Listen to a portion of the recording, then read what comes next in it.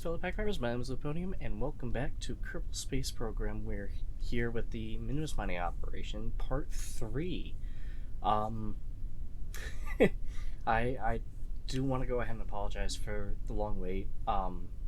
As you were able to hear from my voice from the last episode, I was not in a good spot mentally. I was still grieving for the loss of my dog, and honestly, I wasn't really doing that much in the last video, so I want to make up for all the time lost with this video.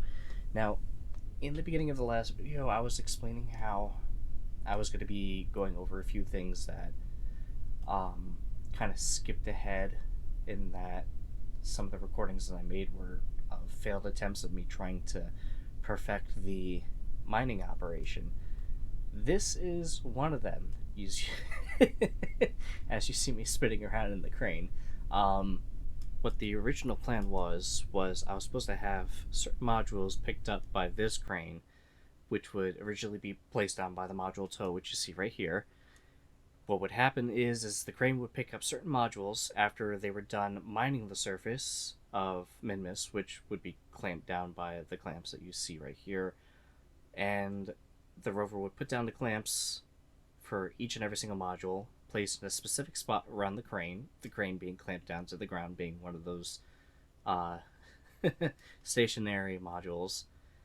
After every single mining unit was filled up with ore, it would transfer those mining units over to another unit, which would transfer the ore into fuel, and either I would have that same vehicle launch up to the station that was orbiting around Minmus, or I would have those vehicles just collecting ore, turning it into fuel throughout the entire process, and then bring it over to another vehicle which would hold the fuel, and afterwards it would go up to the station and just simply put the fuel into the station. And of course, afterwards, all that fuel, once it's filled up, it'll be able to go ahead and refuel the vehicles that are currently on Minmus, and then whatever is left would be brought over to the asteroid mining station, and then the whole process will be starting all over again as soon as the vehicle returns to Minmus. Obviously, that plan did not work out. The first issue that I ended up coming across was with trying to set up the different modules that would have clamped to the ground. Obviously, I was able to get some of the parts already done by hand or by the Kerbals.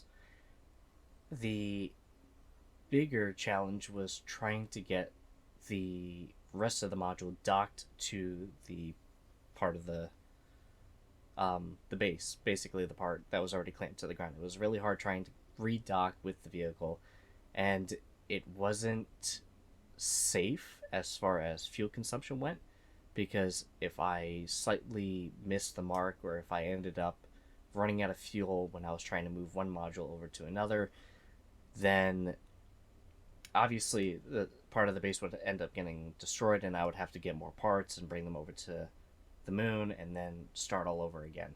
The other issue was that this was only just me trying to get them docked manually, not considering the part about getting the whole the crane down, or even getting a separate vehicle down to do it, something like this or a similar concept to this.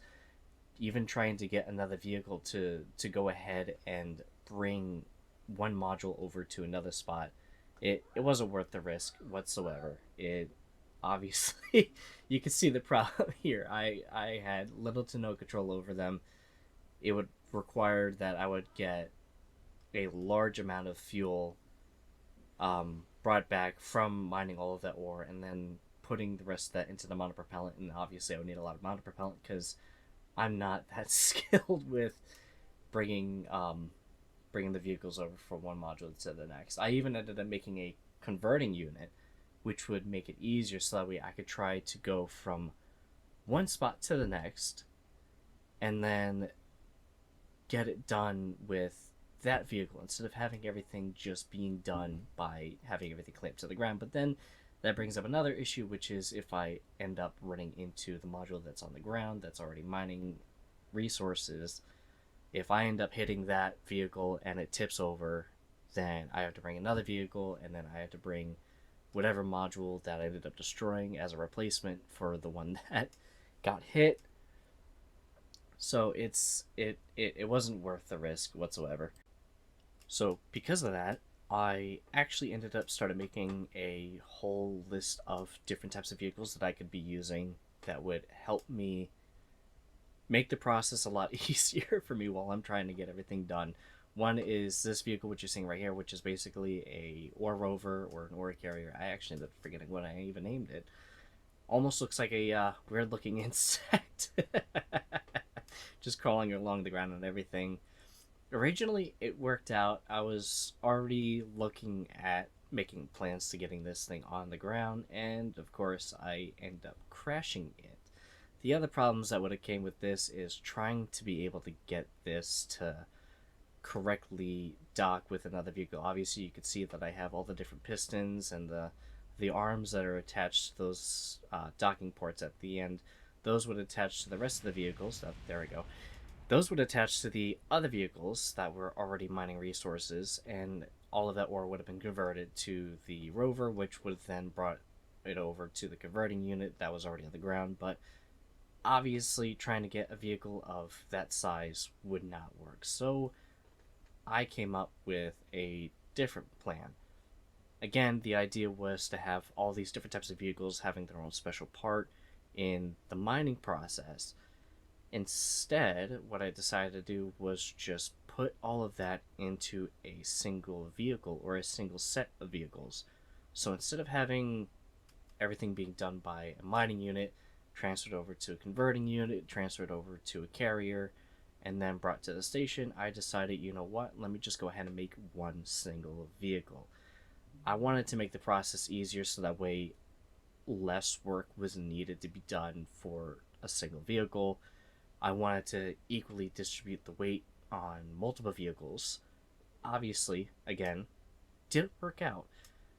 So instead, what I ended up doing was I decided to make a single mining unit which would land on the surface of Minmus, mine up the resources, being able to collect everything that needed to be done, and as soon as it was full, it would bring it up to the station. The station would then convert all of the fuel right then and there.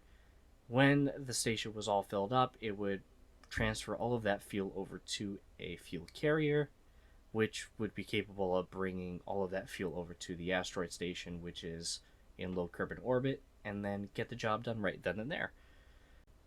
So finally, everything was starting to work together. I got both vehicles landed, the fuel carrier and the mining unit, and then I decided to take a quick break, go on YouTube and look at a few videos, and I came across a video by both Matt Lown and Scott Manley talking about the developers being laid off for Kerbal Space Program 2. Now, if you remember, the whole point of the Minmus mining operation series is to be able to conduct a series of tests which would allow me to figure out what would be the best way to gather fuel from any nearby asteroids or even Kerbal's own moon, or moons, I should say, because both were up for mining.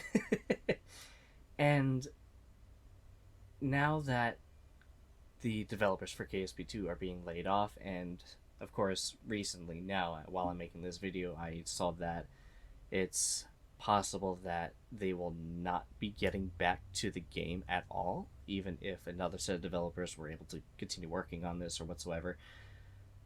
It hurts because I can no longer get the opportunity. I no longer have the opportunity to test this in KSP2.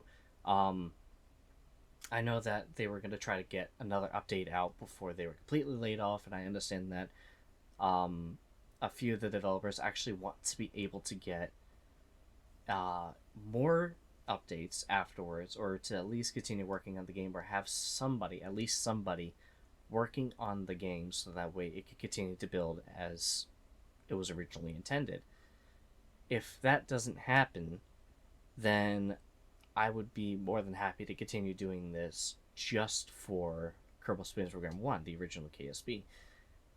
But it still hurts knowing that KSP2 is possibly done for, even before it's able to get out of early access. I even remember the day that I ended up waking up just waiting for the game to finally be released on Steam. And I was disappointed because I ended up having to go to work, and I started working overnight, so I had to actually go to sleep, get up, check Steam, still wasn't available, go to work, come back home, check Steam again, finally available, and then it took another day for it to download because my computer wasn't within the minimum requirements for running the game. So it it took like 15 updates or patches in order for me to at least open up the screen, so that way the introduction for the game was able to run perfectly. Um, just so that way I can at least see the visuals and the audio at the same time, instead of seeing the visuals first or then hearing the audio first, and you know, so on and so forth. Basically, the game was finally able to run decently to where I can actually play it. Now there's the issue with the layoffs. So with that being said, because I will probably more than likely will not be able to get to do this in the second KSP game, I will be more than happy continuing to do this in KSP 1 and actually making it official instead of having it running as a test. With that also being said, this opens up the future to more operations being done not only around Minmus, but also being done in preparation for a transfer to Duna and then other planets elsewhere. I understand other people have been posting videos for KSP1 where they're able to get to other planets and everything, but I would like to try doing it so that way I can continue bringing vehicles like this to other planets and then continue setting up refueling stations and relays, so that way I would have a basic settlement in orbit or on the surface, wherever I can basically get to, and do stuff like this. It would also allow me to explore the planet a bit more. It'd allow me to get to take a look at a few features that other people have been able to see and I haven't, so I would have to continue looking for them. And it allows me to continue looking for just other resources. Basically trying to play around with different types of engines, different types of parts, the works. So with that being said, finally got a vehicle working. Sorry for the flashing a little bit earlier, but finally got a vehicle working. There's still a few kinks that need to be worked out. Obviously, one is the refueling. You saw that I was able to get ore all the way up, but there is a glitch in the game to where if I was in time warp, that I would have enough energy to be able to use up all of the ore. I was warping so fast that it didn't register in the game that I wasn't holding enough electricity. So I don't know if I need more solar panels or larger solar panels, or if I need to take a few things away, such as the refinery. So with that being said, finally got something done. I'll try to go ahead and improve on the vehicle, and like I said, I'll try to make more that would allow me to push further out into the other planets in the Kerbal system. But with that being said, thank you so much for watching, and as always, I will see all of you in the next video. Bye-bye.